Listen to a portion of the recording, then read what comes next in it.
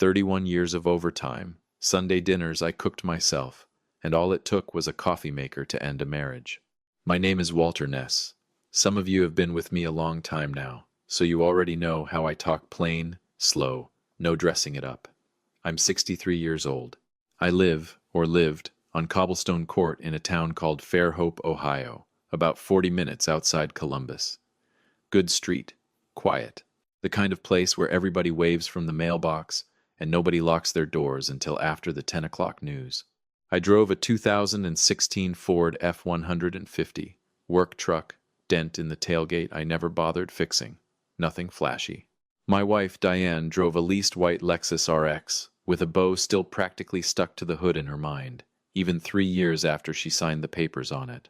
I spent 31 years running heating and cooling service calls for a company I eventually bought a piece of. Sanders and Ness. HVAC. Not glamorous, but steady. Union pension coming, health coverage that never had a gap in it, and a schedule I built around being home by 6 every night since our daughter was in diapers. I chose that life on purpose. We'll get to why that matters. When Diane and I met, I was 34 and she was 26, waiting tables at a diner off Route 9 while she finished night classes to become a paralegal. She had $11,000 of debt from a defaulted business loan her first husband stuck her with before he vanished to Florida, and her name was so far underwater that no landlord in 3 counties would rent to her without a co-signer. I didn't have much back then either, truth be told, but I had steady work and a little bit saved, and I had a stubborn streak about fixing things that were broken, so I paid it off. All 11,000. Wrote the check at my kitchen table, drove it to the bank myself, and handed her the paid-in-full letter on our first anniversary, folded inside a card with a picture of a cardinal on the front, because that was her favorite bird. She read it standing in our living room, and she cried so hard she had to sit down on the arm of the couch. "Walter, you didn't have to do that," she said. "I know," I told her.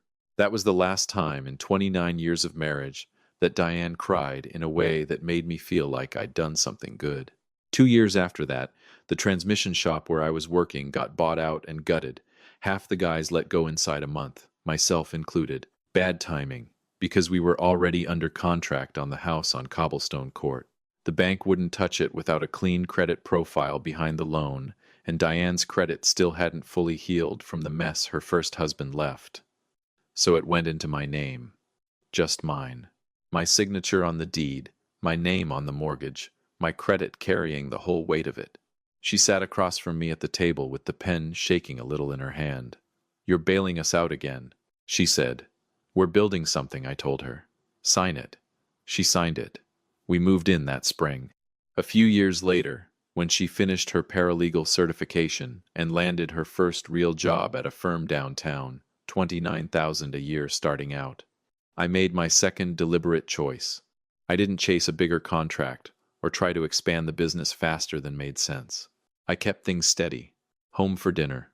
Home for our daughter Rachel's every school function, every soccer game, every band concert. Diane was debt-free by then, career mobile, unburdened in every way a person can be unburdened. I figured we'd built something solid. I figured a lot of things back then. Welcome back to the channel.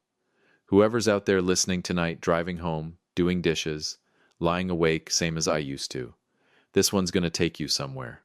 Hit that like button and drop a comment telling me what state you're watching from. Trust me, friend, you're going to want to stick around for this. Here's what nobody tells you about a marriage going quiet. You don't notice the silence until you realize you've been living in it for years. The first decade was good, genuinely good. Rachel was born, then our son Tommy 4 years after her. We had cookouts on the 4th of July with the Hendersons next door, ate at the same little Italian place on Chestnut Street every anniversary, took the kids up to a rented cabin on Lake Erie every August with a cooler full of root beer and too many bags of chips. Then Diane made partner track associate at the firm. $58,000 a year, then 68, then finally 74, when she got promoted to senior paralegal coordinator, overseeing 4 other staff. That's a comfortable salary for our town. Comfortable enough that a person can start spending like the ceiling isn't there. It started small. A country club membership, she said, was for networking. Then the Lexus. Then grocery hauls from the specialty market across town, imported olive oil, cheese I couldn't pronounce, sparkling water in glass bottles that cost more than a case of the regular stuff. Weekend trips with her girlfriends from the firm, Cincinnati, Charleston, once all the way to Napa. Pictures on her phone she'd show people at church with captions like, "Earned this." She probably had, in her own way. I just also happened to be the reason she had no overhead weighing her down while she earned it. See, my whole paycheck from the business was already spoken for before it ever hit the account. $2,200 a month on the mortgage. Property taxes twice a year that about knocked the wind out of me. Homeowner's insurance, the truck payment, the family health plan that covered all four of us without a single gap for 20-some years. Her income, every dollar of it, was pure discretionary spending because I was quietly functioning as the entire financial floor she stood on. She stopped noticing that.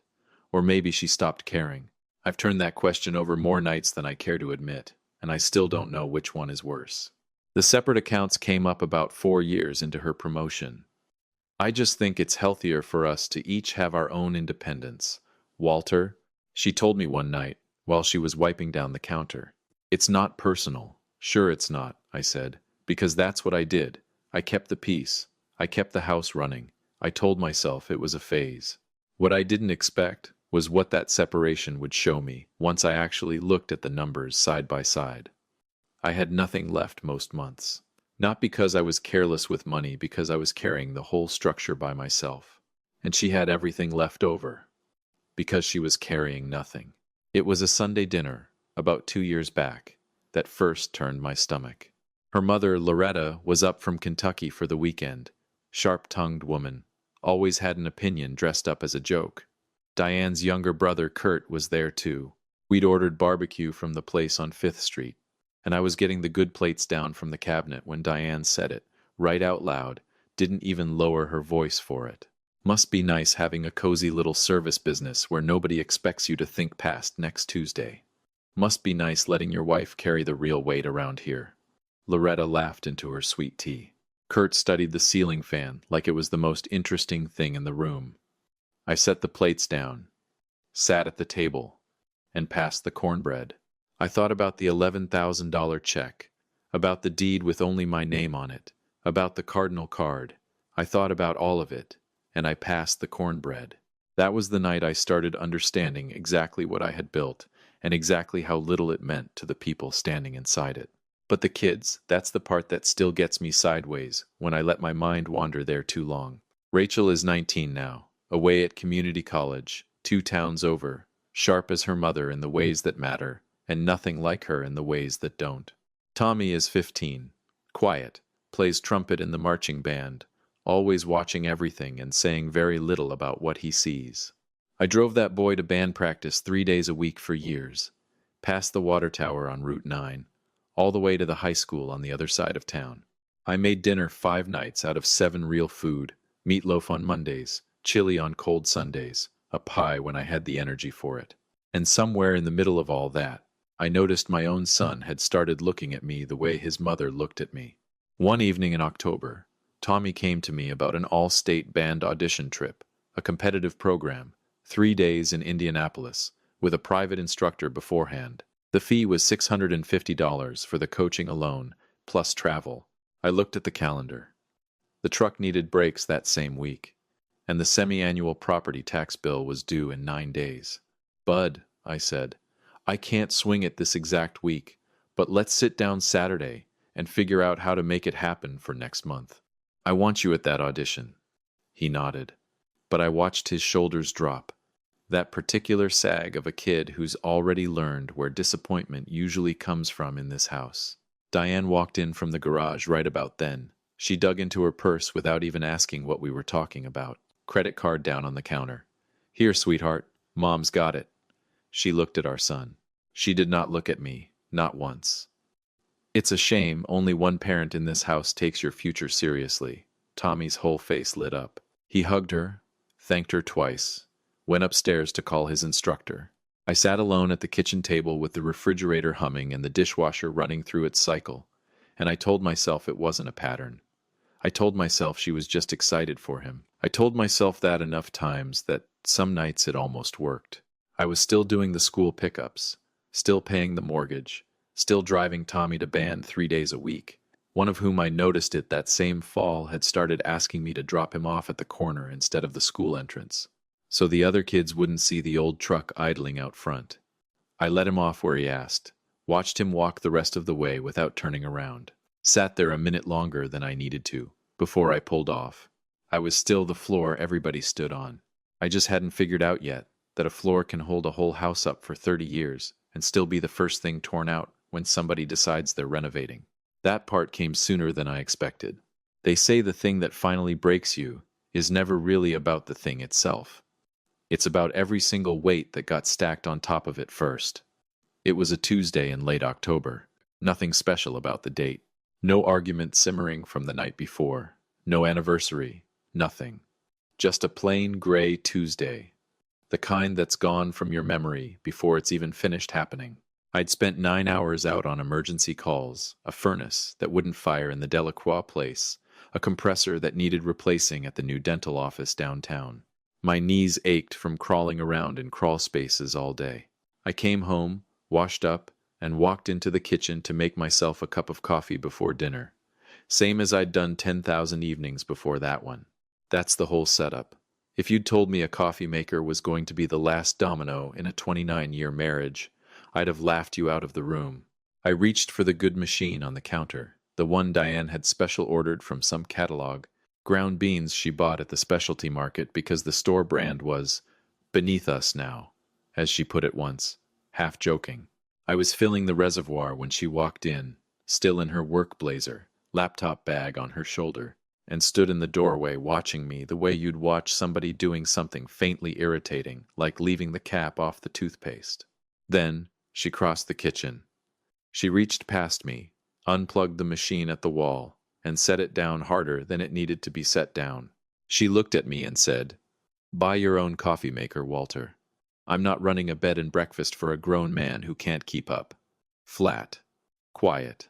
No heat in her voice at all, which was somehow worse than if she'd screamed it. I am tired of carrying dead weight in this house. The kitchen went dead silent, except for the refrigerator humming behind her. I stood there, in my kitchen, in my house, on the foundation of my own premarital labor and 29 years of my life. And I looked at my wife. I thought about the $11,000 check. I thought about the cardinal card. I thought about the kitchen table where she signed the deed with her hand shaking, calling me her safe place. I thought about the $650 and the credit card slapped down on the counter, about Kurt studying the ceiling fan while Loretta laughed into her tea. I thought about Tommy asking me to stop at the corner. I ran through the whole 29 years in about 4 seconds flat. Then I said the only thing I trusted myself to say, "Understood." I walked out to the garage, sat down on the tailgate of my own truck in the cold, and I didn't cry, and I didn't slam anything. I just sat there while something very old and very quiet finished breaking loose inside my chest. When I finally stood up, I wasn't angry anymore. I was done. And let me tell you, friend, there is a world of difference between those two things. Angry men make noise. Done men make moves. I went inside, sat down at my desk in the spare room, opened up my laptop, and I started making a list. The next morning I was sitting in the office of a family law attorney on Main Street before the doors had even officially opened. Her name was Carol Whitfield, late 50s. Spent 20 years as a magistrate before she went into private practice. The kind of woman who's heard every version of every story there is, and still looks at you like yours, is the one that matters. I set a folder on her desk. Inside was everything I'd quietly pulled together in about 8 hours bank statements, going back years. The canceled check from paying off Diane's $11,000 in debt before we were even married. The deed to the house solely in my name. Property tax records. Insurance records. The health plan enrollment showing all 4 of us covered under my policy without interruption since Rachel was a baby. Carol Whitfield put her reading glasses on. She didn't say a word for a long while. Then she looked up at me over the top of them. "Mr. Ness," she said, "do you have any idea what you're sitting on here?" "I'm starting to," I told her. She walked me through it. piece by piece, calm as anything. The house, solely in my name, funded by premarital assets and years of sole mortgage payments, could go up for a private sale to a real estate investment group she'd worked with before. Fast, close, clean transaction. The proceeds would go into a court-supervised account and get applied first against the $11,000 in debt I'd paid off for Diane before the marriage even began, fully documented, dollar for dollar. That offset argument holds up, she said, tapping the old canceled check with one finger. This doesn't just get folded into a standard split. This has its own lane, and it's a strong one. Then she asked about the kids. I told her about the school runs, the years of band practice pickups, the meals, the corner drop-offs I never once argued with Tommy about. I told her about Diane's schedule, the late nights at the firm, the weekend trips documented in her own photos. Carol made a note. Given the caregiving history on your side, primary custody is very arguable here, she said, especially with Tommy still a minor. She pulled out her calculator, put in Diane's income, put in mine, ran the state's support formula, and turned the screen around so I could see it. I looked at the number. I kept my face still. But something inside me shifted. Not satisfaction. Exactly more like the feeling of an old equation, finally balancing out after years of sitting wrong. That's what she'll owe you monthly, once this is finalized, Carol said. How long does something like that take? I asked. There'll be a filing, a temporary hearing, likely 6 to 8 weeks before anything's finalized and enforceable, she said. The court has to sign off, but the groundwork we lay now determines how it lands, when it does. I nodded slowly. What do you need from me in the meantime? Patience, she said, and the ability to keep everything at home looking completely normal while we build this the right way. I've had 29 years of practice doing that, I told her. She almost smiled at that. Then let's get to work. If you've been with me a while, you already know it's never the legal work that's the hard part. Lawyers handle the paperwork. The hard part is going home every night for weeks and acting like nothing in the world has changed. And I did it. 8 weeks, without a single crack showing.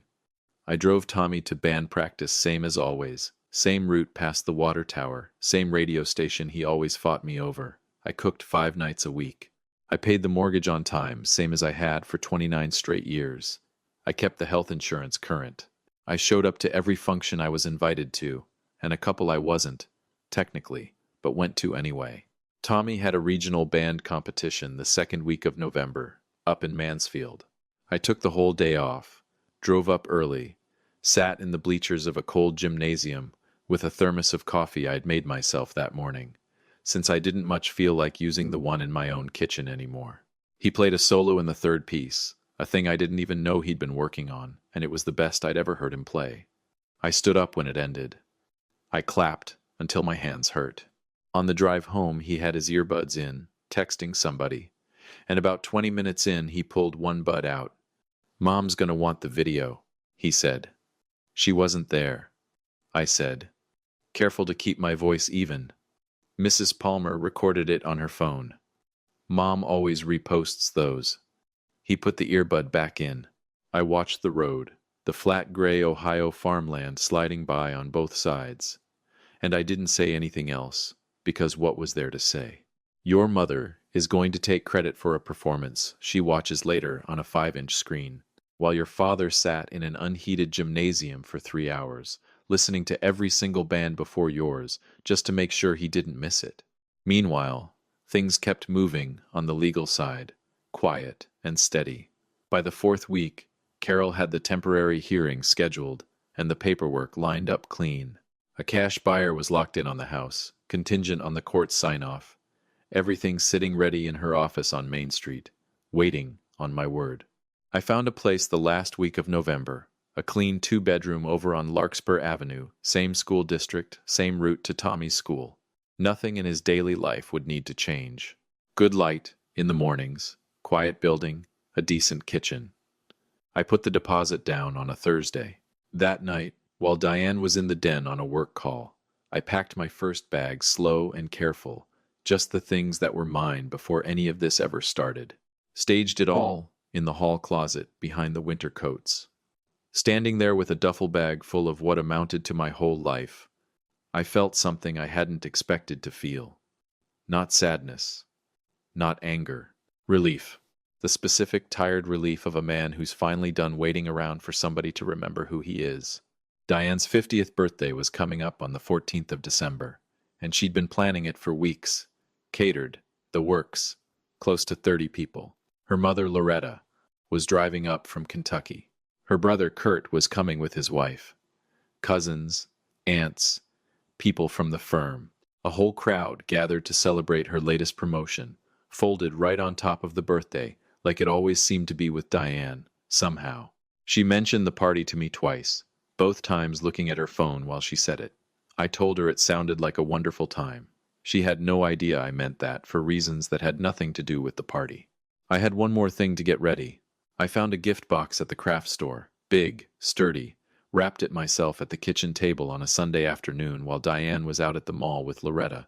Deep green paper, gold ribbon, the kind of wrapping that tells you somebody put real thought into what's underneath it.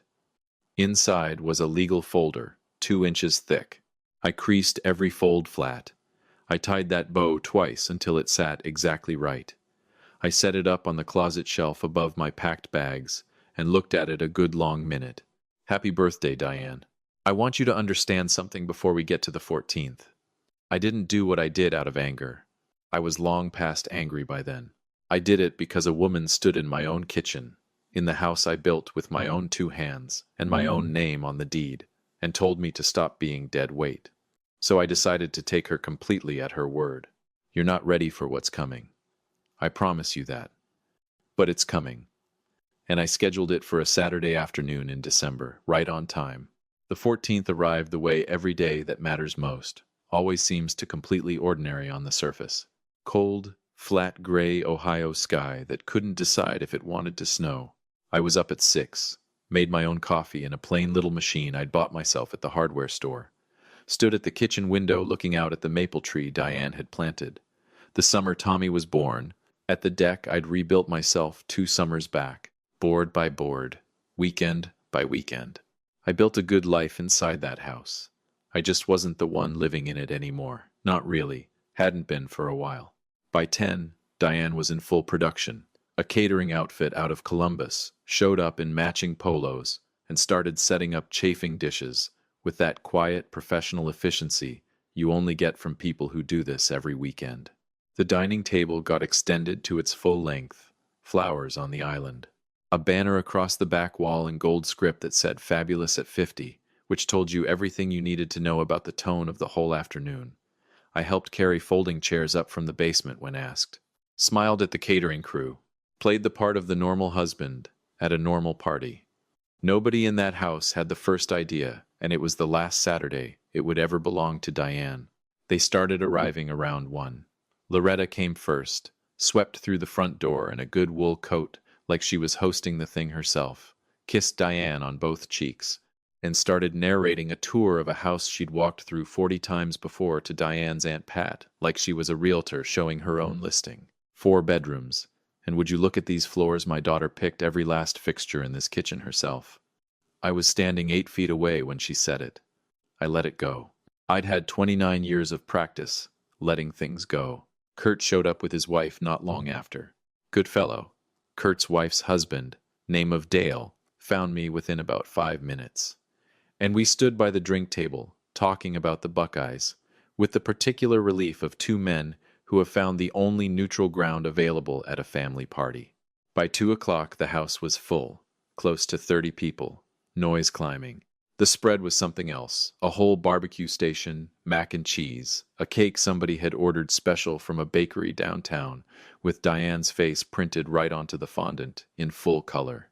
A cake with your own photograph on it. I don't rightly know what a man's supposed to say about a thing like that. I don't think there's anything to say. Diane moved through that room the way she always did when there was an audience worth performing for, laughing loud, touching people's arms, glowing. Loretta trailed 3 steps behind her the whole afternoon like a hype woman, working superlatives into every conversation her daughter had. Did I mention she's up for office manager over the whole downtown branch? That Lexus, she leased that herself, you know, didn't need a soul's help. I watched from the edges of the room, quiet, patient, a man with not one single thing left to prove to anybody in that kitchen. Rachel had driven up from her dorm for the weekend and was sitting near the window with a cousin her age. Tommy stood near the food table on his phone. Neither one of them had said more than a dozen words to me all day, which, in the mathematics of my recent life, was actually running a little above average. The green box sat on the hallway console table since noon, centered, bow facing out. Nobody had asked about it yet. Good things come to a man who waits. They sang happy birthday at 3:15. The catering crew dimmed the kitchen lights. Somebody lit the candles. Loretta stood beside her daughter, with a hand pressed to her chest, like she was watching a coronation. Near 30 people crowded into the kitchen doorway, phones up, voices rising in that ragged, off-key way a crowd always sings. I stood in the back and sang along, quiet, same as everybody. Diane closed her eyes while they sang, leaned right into it, the little smile, the tilted chin, the hand on her heart. She'd built her whole life around moments exactly like this one, being watched, being celebrated, being the center of the room. I thought, enjoy this part, Diane. This is the last 30 seconds of the life you think you're standing in. The song ended. Applause. Somebody hollered, "Speech!" She laughed and waved it off with the kind of practiced humility of a woman who very much wanted to give one. I stepped forward. I was holding the green box. The room noticed before she did 30 people watching the husband, who'd been furniture all afternoon, suddenly walked to the center of the kitchen, carrying a wrapped box. Dale caught my eye from across the room and lowered his drink slow. Good instincts, Dale. Diane turned and saw the box in my hands. She glanced at her mother, and this little smirk crossed her face, small, involuntary, the kind that comes straight out of years of conditioned expectation rather than out of any real thought. "Let's see what Walter managed to put together," she said, loud enough for the room. She took it, held it up for her audience a second, set it on the island, pulled the ribbon, tore the paper, lifted the lid. The room was still making its little party noises, glasses clinking, somebody laughing near the back door. For about 3 full seconds, Diane just stared down into that box, her face doing the thing where the brain refuses what the eyes are plainly telling it. Then the color went out of her face, not slow, all at once, like somebody pulled a plug clean out of the wall. She lifted the top page with 2 fingers, careful, like it might burn her, the divorce filing, the custody motion behind it. And underneath both of those, the temporary court order granting me possession of the house for sale, pending the final settlement, along with the signed agreement from the cash buyer Carol had lined up. It wasn't an eviction. It was a clock, already ticking, in black and white. And right on top of the last page, circled in red pen by Carol Whitfield herself, the monthly support figure the state had calculated off the gap between Diane's income and mine. $840 a month, payable by Diane, beginning the 1st of January, pending the finalized hearing already on the calendar. The kitchen went dead silent. Then Loretta looked over her daughter's shoulder, read just enough to understand, and the kitchen was not silent 1 second longer. "Are you out of your mind? On her 50th birthday? What is wrong with you?" Loretta's voice climbed up over the whole room, sharp, well-practiced, the voice of a woman who'd been sharpening that particular edge for men like me her whole adult life. "You spiteful, small little man. In front of her whole family. You have always been small, Walter Ness, and this proves." I turned and looked her square in the eye. Her mouth was already open, loading up for another round. I gave her a level, quiet look. "Loretta," I said, and my voice cut clean through her without me raising it one bit. "You've spent years telling this room how your daughter carries the real weight in this family. Well, starting January, she gets to prove it. First checks due the 1st. The color drained right out of Loretta's face, fast enough that she had to grab the doorframe to hold herself up. I turned away from her. She was fresh out of ammunition, and we both knew it. I looked at my children. Tommy had come in from the food table when the singing started, phone down now, standing dead still, reading the room the way a kid reads a scoreboard, fast and instinctive. Rachel was beside him, her cousin nowhere in sight. looking at me with an expression I hadn't seen on her face since she was small. Not embarrassment, not pity, something closer to the very first moment a person understands something true. I looked at both of them, and I spoke. Not loud. Didn't need to be loud. The room had gone quiet enough that every single word landed exactly where I aimed it.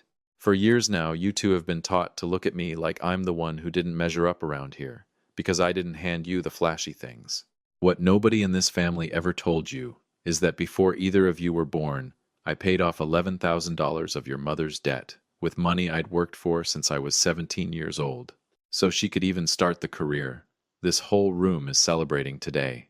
I picked a steady job over a bigger paycheck on purpose, so I could be the one who was actually here, who cooked the dinners, who drove you to practice, who sat in cold gymnasiums, who showed up to every single thing, including the ones where you asked me to park around the corner. Rachel made a small sound. Quick, involuntary. Tommy didn't move, but his jaw went tight in a way that told me every word was landing somewhere it mattered. My paycheck kept the roof over your heads every month for 29 years, while my account sat at zero most months, and hers went to a Lexus and specialty groceries and trips neither of you knew half the cost of. I paused. Let that settle. Then turned to Diane. She was gripping the edge of the island with both hands. The folder sat open in front of her. She wasn't crying. She was past crying, standing somewhere hollowed out beyond it, that place where there's nothing left to perform for anybody. A few weeks back, right here in this kitchen, you unplugged my coffee maker and told me I was dead weight in my own house, I said. You told me to buy my own, so I did, Diane. I bought my own everything. I took my name off your life the same way you took the coffee maker off the counter. I let that sit half a second. I sold this house because it was my house. It was always my house, and the proceeds are going into escrow to settle the $11,000 I paid to clear your name before you ever wore my ring. Since your income runs well past mine, the courts ordered you to pay $840 a month starting January 1st. Since I'm the one who's been raising these kids day in and day out, I'll have primary custody once the hearing's final. The house goes on the market this month. You've got until the end of the year to find somewhere else to be. I looked at her one last time. Happy birthday, Diane. I walked down the hall. My 2 bags were right where I'd left them, zipped, ready.